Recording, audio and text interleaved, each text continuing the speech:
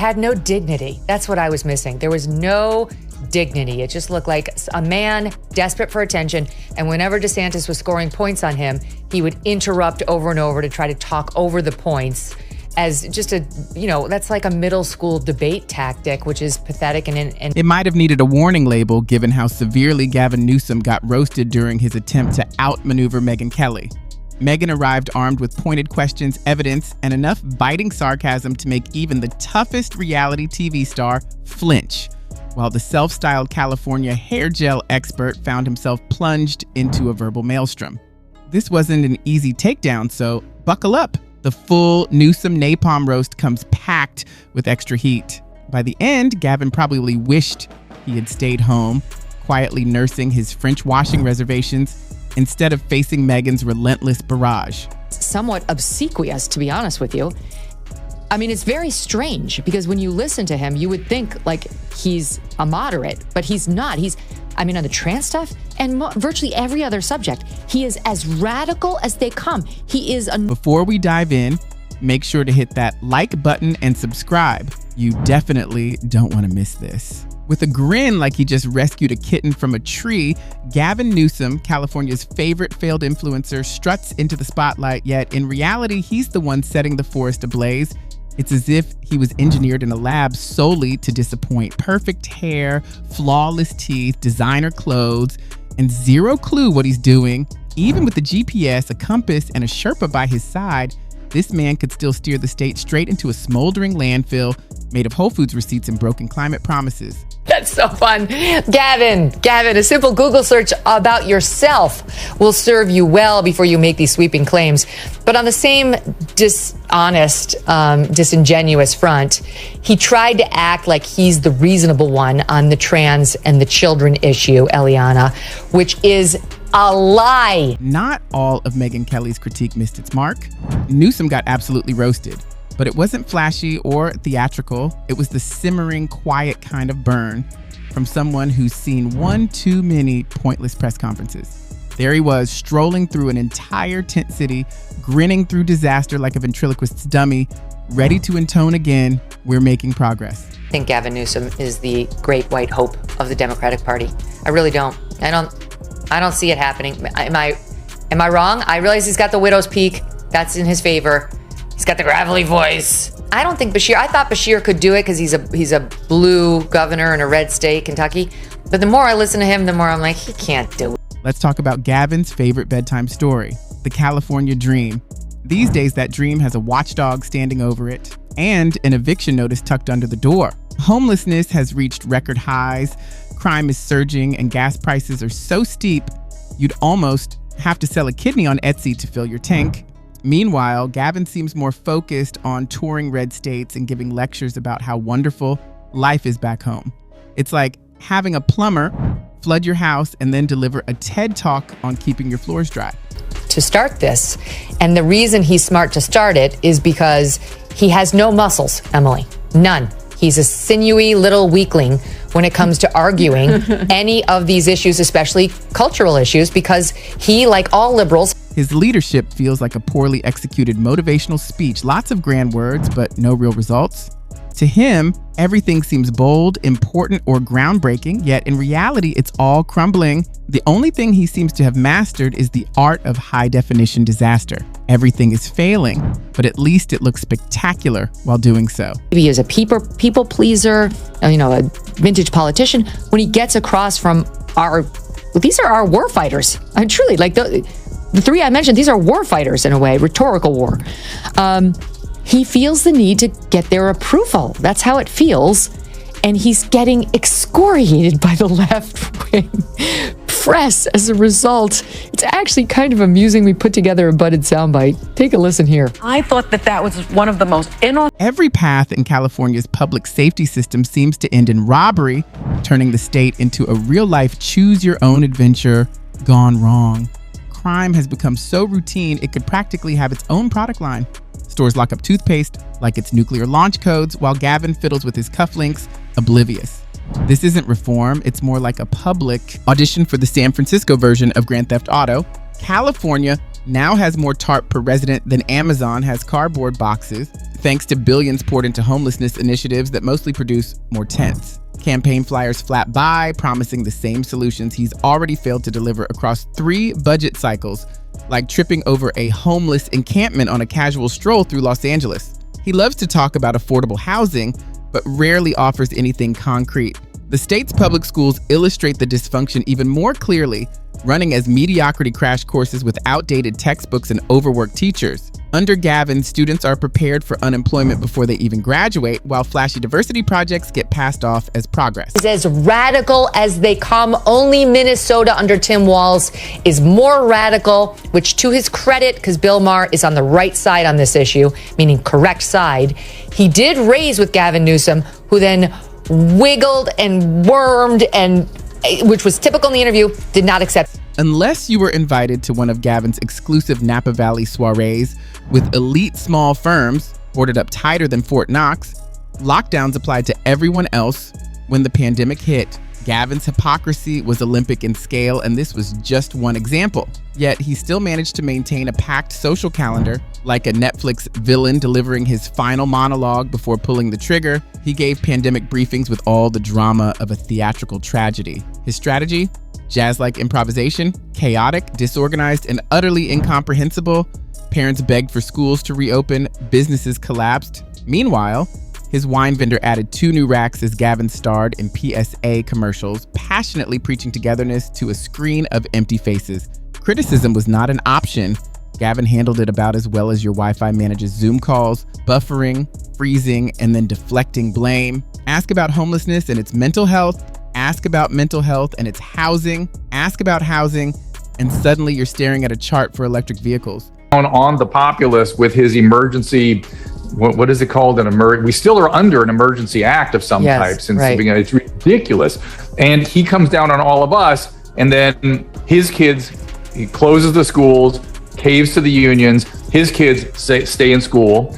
He goes out to restaurants in indoor environments with his peers, no masks. He does whatever the hell he wants. This hypocrisy is what's going to get him. That's the part that we in California. Gavin acts as if he's personally responsible for every problem, despite controlling every camera flash and spotlight. Leadership, minimal. Influence, cosmetic. He's a walking billboard for posture, pomade, and privilege. In his world, drug addiction, wealth inequality, and climate change could all be solved by brunch if only style were policy. When it comes to climate, Gavin seems to generate the sunlight himself, posing heroically in front of solar panels and wind turbines while California burns behind him. In Planet Gavin, rolling blackouts, dried up reservoirs, and apocalyptic wildfires are merely background props for a perfectly filtered Instagram shot. Entire zip codes go up in flames, yet he declares global victories and bans gas-powered lawnmowers, like someone trashing their own kitchen and then lecturing the neighbor on landscaping. Meanwhile, Californians are fleeing to Texas as if it were the last helicopter out of Saigon, while Gavin scolds Florida from the safety of his red carpet. No wonder U-Haul rentals are in short supply. A mass exodus from Gavintopia is underway. For Gavin Newsom in California. The California state legislature passed a bill just like this, and Gavin Newsom refused to sign it. That's how crazy this is. And you accurately point out, Steve, it wasn't so long ago, Colorado was reddish, purple. Now it's considered blue, but there's probably a healthy red strain in there that could be revived. He always reacts the same way: more virtue signaling, more taxes, more bureaucracy. In Gavin's world, if something looks progressive, it must work. Reality is irrelevant. Optics are everything. Amid California's chaos, he'll happily start a Twitter thread about equity while perfectly lit by a ring light. The truly astonishing part? He actually believes he can run for president. Welcome to the delusional republic. Under his watch, the once golden state has become a cautionary tale served with artisan kale. The word governing has lost all meaning. Performance art itself pales in comparison to this carefully curated disorder, these fissures, this meticulously engineered incapacity. While neighborhoods are destroyed by failing policies, he lectures on equity. While citizens retrofit studio apartments into panic rooms, criminals roam free. He touts development even as decay spreads like wildfire. If irony could power electricity, Gavin's speeches alone could light the entire nation. He's French Laundry. He's too pretty. He's too needy of like the good opinion. In reality, he's orchestrated a full-blown crisis buffet, yet still struts onto the stage as if announcing a cure for cancer. Housing crumbles, education falters, infrastructure clings together with nostalgia and duct tape, and there he is, flashing movie star teeth, insisting this time it will be different. Megyn Kelly didn't need to yell. Her straightforward critique exposed the truth. Policy isn't even his weakest point. He genuinely believes the mirror is on his side. Failed ideas, glossy presentations, and the illusion of competence maintained by expensive moisturizer and relentless optimism are all he has. Gavin Newsom is no true state leader. During commercial breaks, he hawks luxury skincare while starring in a live-action disaster documentary of his own making. The public has had enough. They want someone who handles real-world problems without turning them into a staged performance. But Gavin remains too busy rehearsing his 2028 inaugural posture in front of a mirror built from vanity and ambition. Watching him try and fail to be a human being is a very interesting thing. And that's what he's been kind of doing. You know, Gavin is a ambitious guy who thought... The punchline is this: he still believes he's winning. An actual advantage? Preposterous. If a political victory were served on Gavin Newsom's French Laundry table as a $500 appetizer, he wouldn't even acknowledge it. He calls launching a flashy initiative, holding a press conference at the perfect backdrop, and then abandoning the project before a Silicon Valley firm can finish its work a win. Funds vanish. And then there's his obsession with tech. Buzzwords are treated as policy in Gavin's world. He claims the digital divide is a top priority, yet ask about it and you find rural California kids still scribbling essays on phones because school Wi-Fi is barely functional. Hardly a step up from his own memory. He insists everyone will have access, all while streaming his announcements on platforms where half the state doesn't even have the bandwidth to watch next. The hell? Oh, no, the hell is... who's a better actor? I'm not sure. They're both up for an award. I was watching him on MSNBC. He's got a new hand motion. I was going to text him. It's this. It's got like, you know, usually it's kind of this, and then he's doing this. He was doing this thing on MSNBC. He's doing this whole thing. Look, he is the fakest person I think. Next comes the cemetery of small businesses. Gavin's most notable covert accomplishment: the governor live-streamed his empathy during the Coera closures, turning it into a masterclass in watching livelihoods crumble in real time. Gavin's rulebook changed more frequently than his hairstyle. One week it's stay at home, the next it's support local, and the week after, sorry, you're not necessary. Good luck navigating that. Ironically, the only companies to survive were the giant box chains he once claimed to protect. Watching Gavin pull a rabbit from a burning hat and then blame the audience for expecting a real trick is baffling. Policy failures are sinking entire districts, yet Gavin insists people just don't appreciate progress. Those cracked sidewalks, shuttered schools, and skyrocketing crime rates, misinterpreted art projects. Apparently, California has become a free-for-all for crime. Anyone with a receipt can stroll into Walgreens, swipe $949 worth of goods, and leave as if it were a Parisian dystopian outdoor market. Heaven forbid someone's recovery gets interrupted, while an entire shampoo aisle vanishes. But Gavin seems far more concerned with whether the burglars felt emotionally safe during the procedure. Very dangerous, like incredibly dangerous. Like he's the type of person that could just like stare like, oh yeah, I voted for Trump, and just like pass a lie detector test. That is very, very dangerous. You know, just stone cold, just like no inhibitions whatsoever when it comes to deceit or lying or It deters law enforcement. While Gavin poses on the cover of GQ as if his jawline alone could fix systemic inequality, the public trembles. Safety, in his view, is a feeling to be possessed, not an actual protection. And God forbid anyone bring up public transit. He's promoting the high-speed rail like it's the moon landing, fueled by an endless loop of over and under-promising statements. Poor management isn't the only problem. It's his astonishing confidence when everything is collapsing around him. What America does not need is this Washington wannabe. As a cautionary tale, Gavin treats himself like a national role model.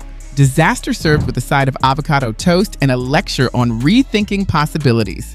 That's the recipe, whether anyone asked for it or not. Because my own feeling is this guy's in training for 2028 against JD. Probably, that's what we think, will likely be the standard bearer for the Republican Party, and he needs practice. We saw that when he debated Ron DeSantis on Hannity.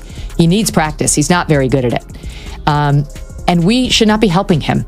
The more times he sits across from Charlie Kirk and Steve Bannon and any of our sort of lead fighters, the better he will get, the better he'll. Gavin remains unfazed even as members of his own party quietly disparage him. He straightens his tie, steps into a better lit photo op, and launches the next hazy initiative. Accountability for lesser mortals, perhaps. Gavin simply keeps going. Like the face of a political amnesia shampoo commercial, he marches from podium to podium, sidestepping Sacramento's real problems at all costs. One day, he's in Miami assessing Northern California wildfires. The next, he's guest starring on some existential leadership podcast. Meanwhile, the water crisis, he's making a TikTok about sipping BPA-free glacial water. A prominent figure in American politics, Gavin thrives on delusion and catastrophe. He photobombs issues rather than solving them. Every Instagram post, statement, and carefully staged photo feeds the grand Gavin illusion. And as long as it looks good, it must be working. If not, simply smile, pivot, and schedule a Zoom call with those still clinging to the idea that he might be the next big thing. He's out there trying to rewrite his COVID history, truly one of the worst in the nation, possibly the worst, on the lockdowns about which you were very public. And he's doing two things, saying we did way better than we did poorly. We had way more successes than we had mistakes. And by the way, anything you don't like was the result of low. Californians must navigate rolling blackouts, policy misfires, and rising prices in the meantime. Have you ever tried meditation? Gavin asked. Meanwhile, those who can't afford to leave pay top dollar for tickets just to grab petrol and make it home before dusk. Front row seats to the Newsom circus included. Megyn Kelly didn't even need to swing hard. Gavin's entire career is a self-manufactured roast. Only those blinded by his dazzling smile and perfectly coiffed hair can hear his record screaming louder than any words. Yet somehow, he still projects the aura of Obama's successor.